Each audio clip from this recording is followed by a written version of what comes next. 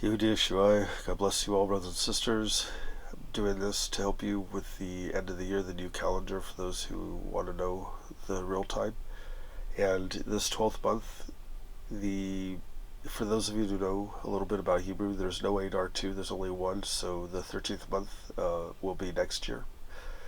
This month only has 12 months, this year only has 12 months, and March 13th is the first day of this month, so March 12th at sunset would have been the first day of the 12th month of the new year. On this calendar you can see I marked Saturday, Sunday, and then on the bottom. So this whole bottom on all of it is the Gregorian Sun God calendar stuff, and on the top is the Holy Hebrew, or the Holy One's actual numbers according to our Father's will. So on the 12th month, the first day would be correspond to March 13th, Gregorian Saturday. And your first Shabbath would have been the 19th, and the 26th would just pass. The third Shabbath will be the 21st day of the 12th month will be April 2nd, and so on. So April 5th gives you a week to prepare for the actual new year. Kind of important. So April 11th at sunset, and this is based on Southern California time zone. That doesn't even matter. The California horizon on the very west coast of what we call the United States. At this time, we'll switch over to the new year, which will be April 12th. For those people who have a hard time adjusting to sunsets. That's real time, by the way, but anyway. So the 11th at sunset is the new year, which brings us over to the new year. So during the daytime, which would be considered April 12th, 2021, which is also a Monday, is the new year. So for all of you who praise Yashoeye, Yahweh, the Prince of Prince, King of Kings, God of Gods, if you're not out there praising him the loudest, and I mean, if for those of you who watch sports or anything on TV, movies, and you feel like jumping up and screaming out when you see that, if you give more glory to those things, then shame on you. If you're not, when you praise and you go out and you do something that's loud, whether you're just blasting away, if you're not giving the Most High the most of yourself, then you're not worthy. And yeah, I wasn't worthy either. For over a decade, I'd be praising his name in blasphemy. So, but it's the truth. If you would have told me back then, I would have been, no, you're wrong.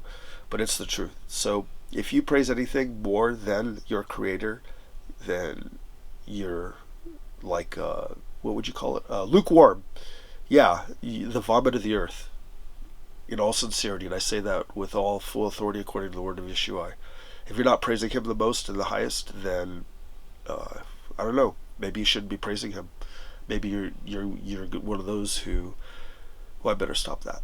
Okay, so again, for all of us who really serve Yashoeye, and we're trying to find out what the real calendar is, some of us have that ability, gift, talent, and I'm trying to get this in here. Hopefully that shows. Okay, so there's a pretty full screenshot of it. If you could capture that. And I'll just run through it like this real quick anyway. Again, the top is the actual date. The bottom is the sun god Gregorian. So on Passover day, which is really critical, would be the 13th day of the holy month, so you could count, which is also the 24th of April. Is that what it is? April. And so on April 24th at sunset begins Passover. Passover day is the 14th day of the holy month. So, and then on this is the most holy day, and then the actual feast begins on the like literally at sunset to sunset. So the first day, the Feast of Tabernacles, follows the Passover at sunset, and then that's also a very holy day, convocation, and all that means is assembling together. Not drinking, but coming together in a holy union, and then you have a literal 1, 2, 3, 4, 5 days of feasting. This is all feasting, but these are the 5 days where people will probably drink a little more wine than they should. But you are feasting, you'll eat more. So this is not to be gluttonous, but this is a feast. So you feast. And these Shabbaths, only during a feast are you allowed to cook. That means spark a fire and keep the fire burning and keep cooking, and it's for the feast, not for your own personal pleasure. But if the feast isn't your personal pleasure, I don't even know why you'd be keeping it.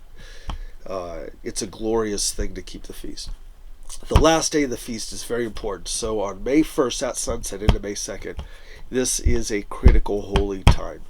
Remember, the archangels, all the angels have to recognize this, the holy ones. So, that's going on in Shamayim. You might want to partake of what's going on here in the earth. So that ends the feast on what we call May 2nd at sunset. And then it's back to normal schedule. And the last day of the first month of the year is May 10th at sunset. So May 11th is the first day, another day to blow the trumpets over your food when you get together with your family for the family meal. Which, if there's only one day a month the family comes together to sit down at the table, it should always be on the new moon. And try not to do any work that day. It's not a Shabbat, but it's really a day where you want to get together. And there's only one day a month for you and the family to sit at table. And I know some of you are real excellent at doing that often. Most people aren't. So the new moon is always a really good time to get together with your neighbors, anyone, and just have a meal together and praise Yashoeye. Alright, so there's the calendar. Got this out.